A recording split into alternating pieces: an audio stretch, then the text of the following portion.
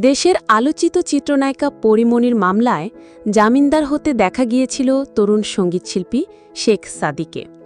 এরপর শোনা গিয়েছিল তাদের মধ্যে প্রেমের সম্পর্কেরও কথা, কিন্তু মাস কয়েক পার হতেই ভেঙে যায় তাদের সেই সম্পর্ক।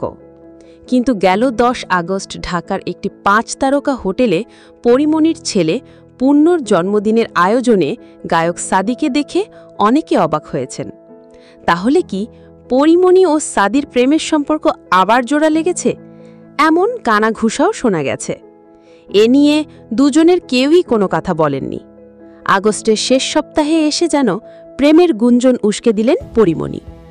সানগ্লাস পরিহিত একটি স্থিরচিত্র ভেরিফাইড ফেসবুকে পোস্ট করে ক্যাপশনে লেখার পর শুরু হয়েছে নায়িকার নতুন প্রেমের জল্পনা। পরীমনি সানগ্লাস পরা স্থিরচিত্র পোস্ট করে লিখেছেন, এই সানগ্লাস আমার নয়, কিন্তু সে আমার।